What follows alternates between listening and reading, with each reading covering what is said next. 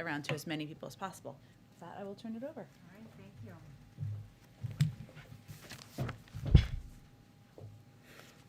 All right, good afternoon, everybody, or good morning still. Yesterday, Secretary Austin and I were able to brief the President on the tremendous work that's being done to support our hospitals right now.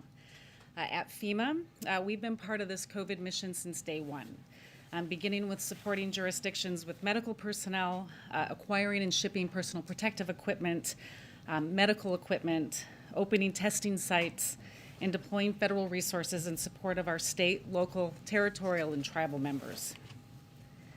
As we approach the one-year anniversary of opening our first community vaccination center in California, just one of the thousands we supported across the country, FEMA and our over 20,000 strong workforce continues to meet the ongoing requirements of the pandemic. Our support to our partners hasn't stopped and will not stop until this pandemic is over. We know that the most critical need right now is medical staffing for our hospitals. And we've been working nonstop with the Departments of Defense and Health and Human Services, who have been on the grounds in communities since day one, to push even more medical teams out the door to communities who need it most. I've seen firsthand the impacts of these teams on their continued heroic efforts. During my time as commissioner in New York City for emergency management, at the very beginning of this pandemic, I had the privilege of speaking with the chief nursing officer at Elmhurst Hospital, which was at the time the epicenter of the epicenter in those very early days, and listened to her address the Department of Defense medical team as they were concluding their mission at their hospital. She said, with tears in her eyes, "You were the miracle we needed when we needed it most." DoD continues to deliver on those miracles every day as they stand shoulder to shoulder with the heroes working on the front line in your communities. Yesterday, I spoke with Governors Whitmer and DeWine, who both said separately that these teams, in addition to adding more clinical capacity, are a morale boost to the doctors, the nurses, and the support staff in the hospitals that they're working in. And they have been working day and night to save lives. So now, DoD is deploying 6 additional teams to Ohio, Michigan, Rhode Island, New Jersey, New York, and New Mexico. We will also be deploying an additional HHS team to Rhode Island. And in the next several weeks, we are prepared to do more. These teams are in addition to more than 1,000 staff that are already deployed to 26 states, 2 territories, the District of Columbia, and 24 tribal nations. And since March of 2020, since the beginning of this pandemic, thousands of federal personnel have deployed all over our country. As critical as our doctors and nurses are, countless other professionals keep our hospitals running. Patient transporters, food workers, and cleaning staff are all at the heart of these healthcare facilities. And so for that reason, with the President's support, I am now directing an expansion of our FEMA policy to permit funding to states who elect to use their National Guard troops to fill these critical support roles in hospitals. During every disaster, FEMA's strength is our ability to coordinate with other stakeholders, federal, state, local, tribal, private, and nonprofit partners to identify gaps and meet needs. And this COVID mission has been no different. We meet with our DoD, HHS, and other federal partners daily to anticipate future needs and fill those requests.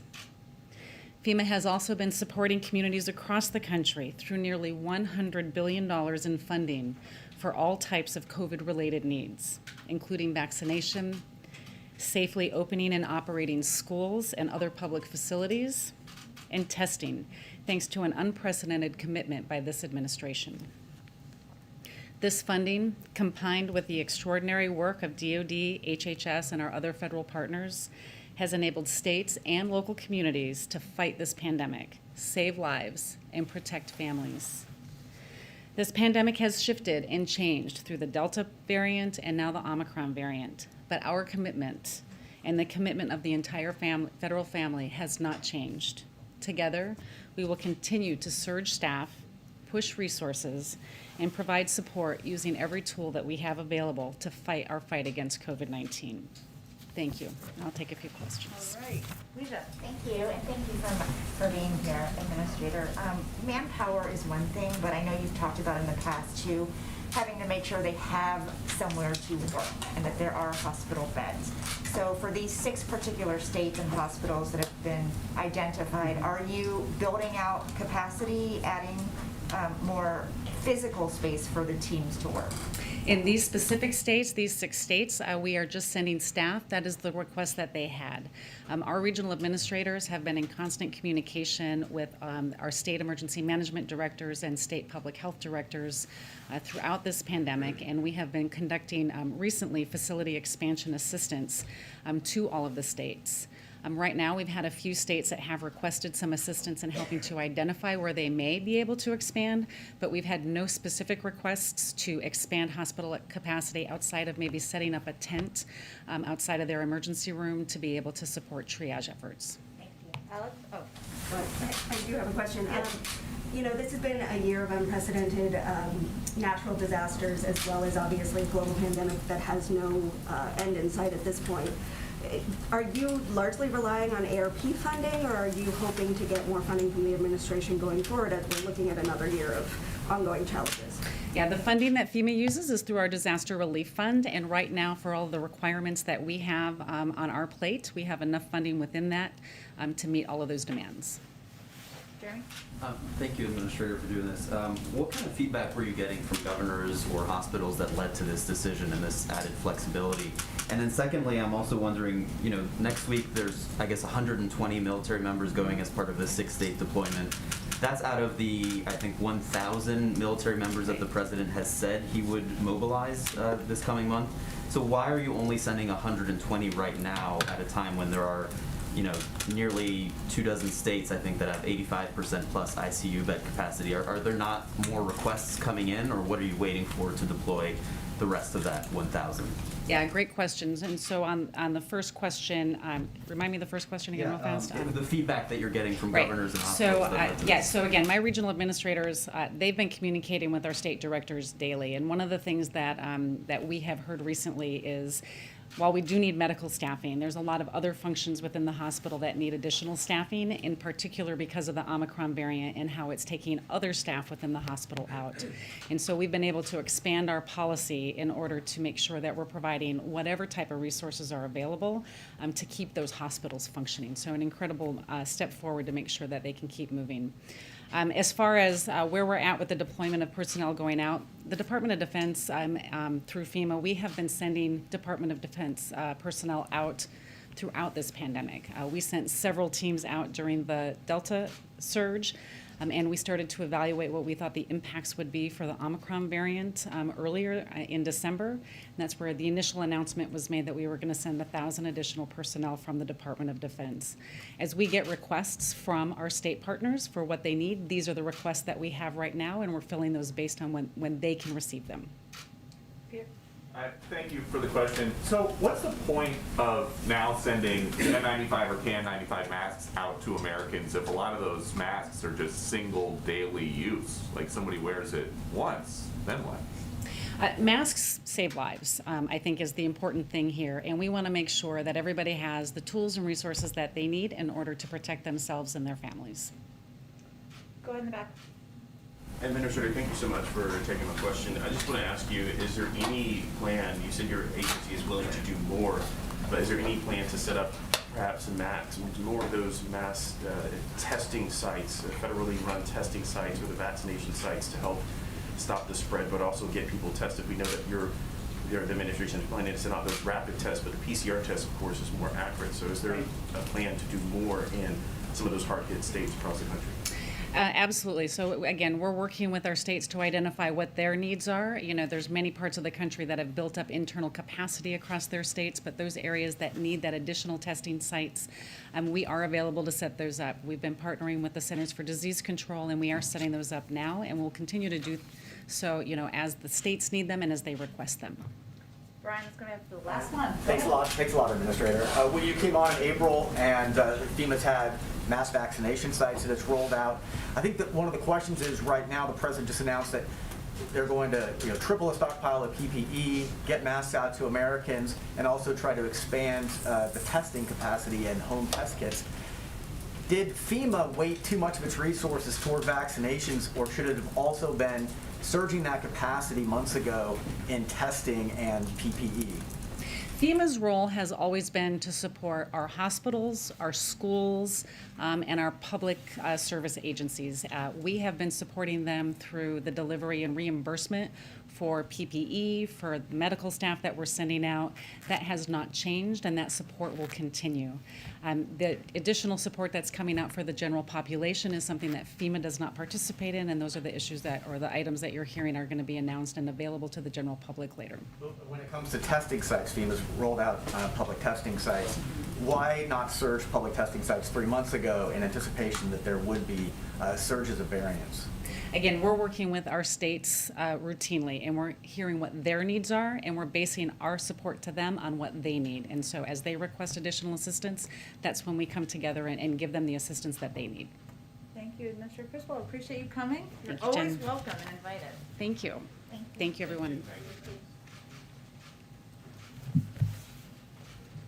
Okay. I know, again, we have short time here, so I just have 2 items for you at the top. Since President Biden signed the bipartisan infrastructure law 60 days ago, the Biden-Harris administration has hit the ground running to deliver results. We've made key progress toward implementing the largest long-term investment in America's infrastructure and competitiveness in nearly a century. The Department of Transportation today announced a historic investment under the bipartisan infrastructure law to modernize, repair, and replace approximately 15,000 bridges nationwide. That's a lot of bridges. This is the single largest dedicated bridge investment since the construction of the interstate highway system and provides more than $27 billion to states and tribal transportation facilities. Obviously, there will be more to come, and you'll hear the president soon.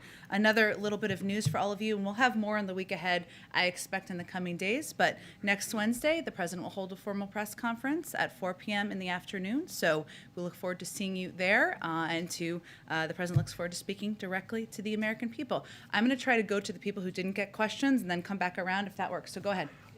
I wanted to follow up on the cyber attack against the Ukraine. Yeah. I know the NSC said it was too soon to attribute the attack, but could you say where early indications are pointing? Well, let me first say that because I know there's been a lot of questions, understandably, on this. So let me try to address a few of them as well, if that's okay. The United States and our allies and partners are concerned about this cyber attack, and the president has been briefed. We are also in touch with the Ukrainians and have offered our support as Ukraine investigates the impact and nature and recovers from the incidents. We don't have attribution at this time, and I can't point to any more specifics. I know the Ukrainians also announced and conveyed that they got their systems up and running pretty quickly and that personal data was not accessed. We will continue to, of course, work with them and assess any additional impacts. We're continuing to consult with allies and partners, including Ukraine, on this. You might have also seen NATO's statement as well, which says that they are also exchanging information with Ukraine. So that's where the status stands right now. I think it's important to note the Ukrainian statements on this, which convey very, very clearly that they were able to get their systems up and running. If it is determined that Russia was behind the attack, how would the U.S. respond to that? I'm just not going to speculate on that or preview what actions we would take at this time. I would just note that we will take necessary and proper steps, of course, to defend our allies, support our partners, and support the Ukrainian people, but we're still assessing that at this point in time. Could you describe in a little more detail what sort of support the U.S. has been providing Ukraine on the cyber front, like over the last few months? I'm happy to check with our team and see if we can detail that more to all of you specifically. We have been in touch with them, working with them on many levels, and certainly the threat of cyber attacks is something that has impacted a number of countries throughout Europe, throughout the world. We've providing, of course, best practices, the expertise we have in the U.S. government, but I can see if we can detail that more specifically. Chris, go ahead. I know there have been some challenges this week, but zooming out kind of even more, what's your message to Democratic voters out there who said they voted for lawmakers to protect voting rights, turn the tide on global warming, lower prescription drug prices, reform police departments, raise the minimum wage, tackle student debt, and have gotten none of it? Our message to them is that we're still fighting for absolutely every component of what you just listed. And that right now, we're dealing with the realities of the fact that we have a very slim majority in the Senate and in the House. That makes things more challenging than they have been in the past. I would also note, and I bet a lot of Americans who have conveyed their advocacy for a lot of those issues the president cares deeply about, have also cared deeply about getting the pandemic under control, have also cared deeply about ensuring schools are open across the country, that small businesses are functioning, that our economy is up and running. And those have been the top issues basically in every piece of data we've seen across the board. So the message from the president to them is he is committed to continuing to fight. You heard him say this week that voting rights, the rights of people to express their views at the polls is something that is fundamental to him, and he's going to stay at it. One last thing. Do you have any news for us on the president holding a formal news conference? I just announced one at the top. Chris, we've just caught you. It's okay. I now relate to your teachers in high school and what they may have experienced, but it's okay. I'll look for the media clip. Yeah, there you go. It's to be fair, it is a Friday and a very busy news week, so everybody should take any pressure off of Chris. Go ahead. Yes, go ahead. And we have not met before, so welcome to the briefing room. Thank you. Is the president planning any sort of staff shakeup or changes at the White House given recent setbacks, including inflation at a 40-year high, the Supreme Court blocking the vaccine mandate, and the collapse of voting rights legislation? Well, I would say the other way to look at the last year is that 200 million Americans are now vaccinated. More than 80% of Americans have received at least one dose. If you look back to a year ago, only about 35% of people were willing to do that. Through the president's action and leadership, we have made vaccines available across the country. Boosters, we have provided more supply to the global community, 400 million doses, than any other country in the world. We've had record economic growth in this country. We have record low unemployment rates in this country. And we are getting out of a pandemic and the economic downturn tied to it at a rate that is faster than anyone thought would have happened. We have confirmed more judges that look like America, that are diverse like this country, than almost any other administration in history. And again, the truth is, an agenda doesn't wrap up in 1 year. We are going to continue to fight for every component of his agenda and his plans for his presidency that he outlined when he was running for president. Can you confirm that a coronavirus emergency spending request is coming, and what details can you provide on that? Well, we are always in touch with Congress and leaders in Congress about what needs the American people have as we continue to fight the pandemic. That has been the case continuously throughout the pandemic. And that remains the case today. I don't have anything to preview for you, but I would just echo what Speaker Pelosi said over the weekend, a couple days ago, where she said that we weren't going to let resources get in the way of fighting the pandemic. That continues to be our view, but I have nothing to preview at this point in time. But those conversations are ongoing. Go ahead. Thank you. I have a couple of questions, and one from my colleague at VOA. Sure. My first question is, the administration's response as hundreds of nurses with the National Nurses United held demonstrations demanding for safer COVID conditions, and they talked about there's not necessarily the shortage of nurses, but many are not willing to work in what they feel like are unsafe conditions and feel like some of the protections are being weakened. Well, I would say first that we believe there should be strict and stringent requirements in medical and in hospitals and medical facilities to keep the people who are working there safe and also to keep the patients safe. And I would just note that yesterday the Supreme Court continued to is allowing for the CMS requirement to move forward, which is an important component of keeping people who are patients safe, but also keeping workers in a lot of facilities safe. A number of hospital systems across the country have implemented vaccine requirements, which we certainly support, and they've been very successful. So we'd continue to encourage others to do the same. With MLD coming, is there anything that we can expect to hear from the president? Any type of new strategy, any plan, and what is he going to be doing on that day? I expect we'll have more details. I certainly understand the interest. We're dealing with Mother Nature here with the storm, and so we are adjusting and making some plans for how he will commemorate a very important day in our history. But I expect we'll have more details for that, hopefully in the next 24 hours. From VOA, Way, just a quick question. Confirmation on that U.S. has information that indicates Russia has pre-positioned a group of operatives to conduct a false flag operation in eastern Ukraine, as reported by CNN. Yeah, I do have some detail on this. Let me confirm for you. So, as you all have heard us say many times, we are concerned that the Russian government is preparing for an invasion in Ukraine that may result in widespread human rights violations and war crimes should diplomacy fail to meet their objectives. As part of its plans, Russia is laying the groundwork to have the option of fabricating a pretext for invasion. And we've seen this before. We saw this before leading up to 2014, just to note, including through sabotage activities and information operations, by accusing Ukraine of preparing an imminent attack against Russian forces in eastern Ukraine, and the Russian military plans to begin these activities several weeks before a military invasion, which could begin between mid-January and mid-February. Again, we saw this playbook before, including the widespread effort to push out misinformation, not just in Eastern Europe, but around the global community. We have information that indicates Russia has already pre-positioned a group of operatives to conduct a false flag operation in Eastern Ukraine. The operatives are trained in urban warfare and in using explosives to carry out acts of sabotage against Russia's own proxy forces. Our information also indicates that Russian influence actors are already starting to fabricate Ukrainian provocations in state and social media to justify a Russian intervention and sow divisions in Ukraine. For example, Russian officials and influence actors are emphasizing narratives about the deterioration of human rights in Ukraine and the increased militancy of Ukrainian leaders. This is all the spreading of misinformation. These media narratives also blame the West for escalating tension, highlight humanitarian issues in Ukraine that Russian intervention could solve, and promote Russian patriotism to encourage domestic support for military action. And finally, during December, Russian language content on social media covering all three of these narratives increased to an average of nearly 3,500 posts per day, a 200% increase from the daily average in November. So it's important to note what people are seeing out there and to call out this misinformation that is being spread to as a false flag operation, and there's a number of tactics that they're using in that regard. Let me go to the back. Go ahead. Thank you, Jen.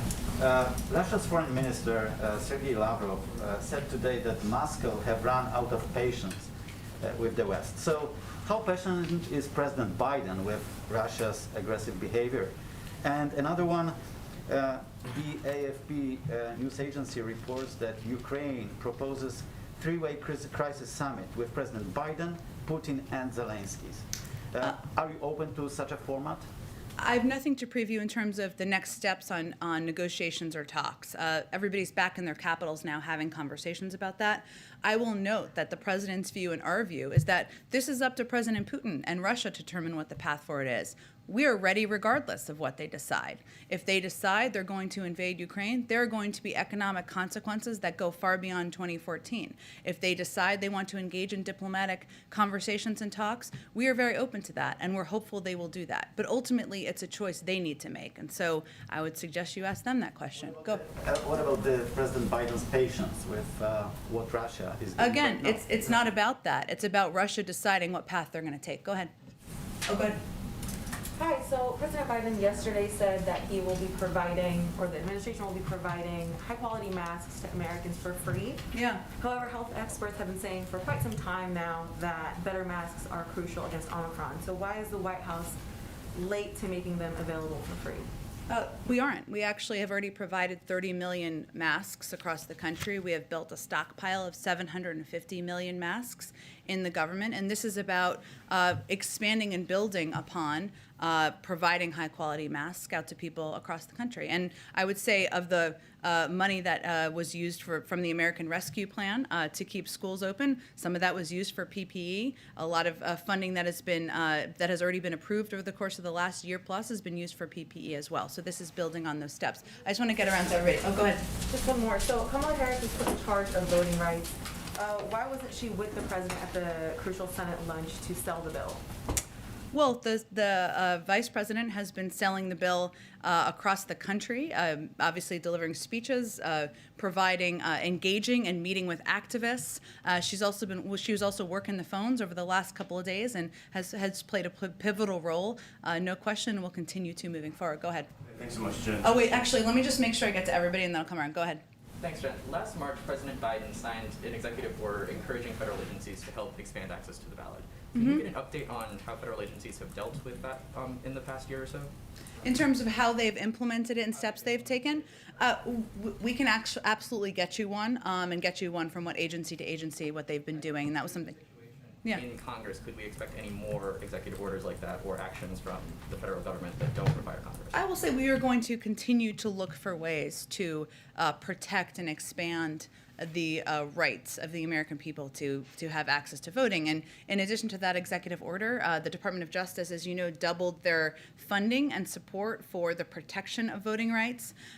We also have been working with organizations all across the country who are building diverse coalitions to pass pro-voter laws and push back against those that make it harder to vote and threaten free and fair administration of elections, in addition to doing the critical work to register and educate voters. These organizations have built grassroots leadership at the state level, including among state legislators and across the Latino, African American, AAPI, Native American communities among young people. And they're providing also training, policy research, messaging guidance, and direct organizing to register voters and deploying voter protection teams. So we are working certainly at the federal level, also at the grassroots level, and we will continue to look for ways to protect people's fundamental rights. George, go ahead. Yeah, I want to go back to the first year anniversary and ask you if there's anything that surprised you in the first year. And I'm thinking of a couple things that weren't being talked about. A year ago at inauguration, everybody was excited about vaccines. Now you have anti-vax groups.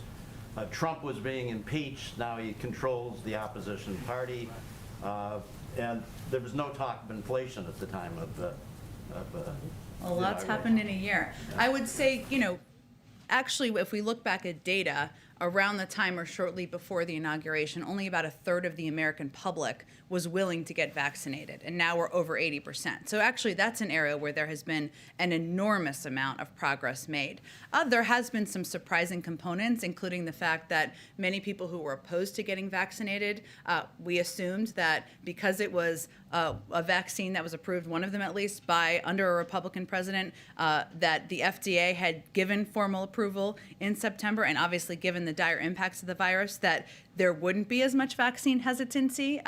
But that's one of the reasons that we took a number of the steps we did over the course of the fall. I would say that, of course, you look back and there are initiatives and that the president has fought for that have historically not been partisan. And I don't know if that's a surprise, but voting rights is certainly an example of them. And as I've said a few times from here, there are 16 Republicans sitting in the Senate who have supported voting rights protections in the past. So I'm not sure if that's surprising, but that certainly is not a development in the right direction. Has he been surprised at the difficulty in bringing Republicans along to his views? Well, I think a lot of people are surprised 19 Republicans voted for the infrastructure bill and 5 or 6 voted in the Senate and 5 or 6 voted in the House. There are again initiatives and policies that have historically had bipartisan support, like voting rights, that have become unfortunately perceived as a partisan issue. Go ahead. Thanks, Jen. Back to Russia, just hours before that cyber attack on Ukraine, Ukraine's ambassador here in Washington told CBS News that her country believed a cyber attack would precede any major military action by Putin's forces. I think you touched on this when you were talking about the groundwork being laid, but just to be more clear, does the administration view cyber attacks as a signal that Russia plans to invade?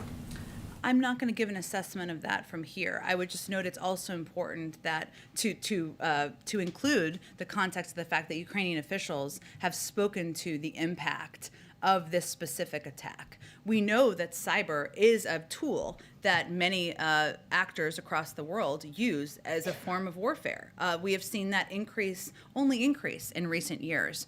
But in terms of what the chain of events would be or will be, I just don't have anything more for you on that. Has the cyber attack and the false flag ops that you talked about, has that changed the assessment of how probable a military invasion would be compared to yesterday before these two incidents?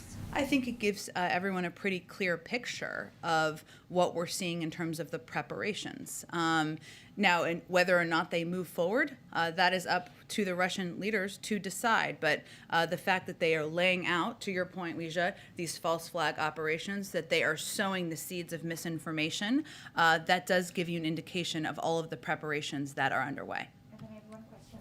Sure. Because Secretary Blinken was very frank yesterday in an interview, and he said there are just a few weeks left to reach mutual compliance with Iran because they are just a few weeks away from having enough material for a nuclear weapon. So can you talk about what this final push for an agreement looks like and how realistic it is given there are only a few weeks left? I, of course, agree with Secretary Blinken. I mean, I was going to say he's absolutely right, which seems like a silly thing to say, but I would note, Weijia, that it is a critical time. This is how the president sees it as well. Though there has been some progress made in negotiations, if we don't reach an understanding soon on mutual return to compliance, we will have to consider a different path forward. And the bottom line is the president is not going to allow Iran to possess a nuclear weapon. And as Secretary Blinken noted, they have made progress. And this is no thanks to the decision by the former president to pull out of the Iran nuclear agreement, despite promises that they would agree on a stronger agreement, that Iran would not move forward. They've done exactly those things. Exactly those things they predicted would not happen have happened. That is why we're in the point we are in. But that means several weeks ago, the president asked his team to prepare a range of options. They have done that. And obviously, our preference is always diplomacy. Oh, I got it. Okay, Peter, go ahead. Last one. Thank you, Jen. President Biden promised to bring decades of D.C. experience to the Oval Office, but Build Back Better has not passed, voting rights apparently not going to pass, and vaccine requirements that he likes are apparently illegal. What happened? Well, first, Peter, I would say if you look back at last year and what we were able to accomplish, that include getting the American Rescue Plan passed, a package that has contributed to cutting childhood poverty by 40%, has helped ensure we are moving at a faster pace toward economic growth, toward a record low unemployment rate, helped ensure schools, more than 95%, are open across the country. He also pressed, despite skeptics, to get a bipartisan infrastructure bill passed, one that we're just announcing today, the fact that 15,000 bridges are going to be repaired. That was despite many skeptics. And because of his efforts, 200 million Americans are now vaccinated. The work of an administration continues after 1 year, and he will continue to press forward on all of those priorities. But as you talked about a year ago and working with Republicans, now he is talking about Republicans that don't agree with voting rights. He's describing them as George Wallace, Bull Connor, and Jefferson Davis. What happened to the guy who, when he was elected, said, to make progress, we must stop treating our opponents as our enemy? I think everybody listening to that speech who's speaking on the level, as my mother would say, would note that he was not comparing them as humans. He was comparing the choice to those figures in history and where they're going to position themselves as they determine whether they're going to support the fundamental right to vote or not. One last thing. The Bengals are playing tomorrow. I'm just giving it a shout out so that my husband will be excited at home. They haven't won a playoff game in 31 years. Okay, we've got to wrap it up. Can I get a quick, Yes, go ahead. Can I get a quick update on, now that the dust has settled, are there Yeah. any steps the administration is going to take going forward with respect to the vaccine mandate? And have you found that it was a success? And then one more update on yesterday. Are you guys still making calls this weekend on voting rights? It seems that Manchin and Sinema, even after coming to the White House, there's no hint that they're going to change their position. So, I mean, what do the next few days look like before that vote? Well, I would say that the president's view, as you heard him say yesterday, is that we're going to continue to press to get this done moving forward. And that means continuing to engage with a range of officials who are supportive, some who have questions, and some who are skeptical. He obviously met with Senator Sinema yesterday afternoon, even after she made a public speech about her opposition to the filibuster. I think that's evidence of his continued commitment to keep engaging.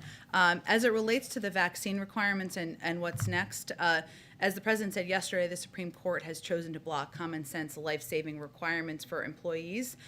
We're, of course, immensely disappointed by that decision. It's now up to the states and individual employers to put in place vaccination requirements. Here are some pieces of good news, and this is a little updated from yesterday. Businesses and other employers have already taken these steps. Nearly 40% of Fortune 100 companies have vaccine requirements.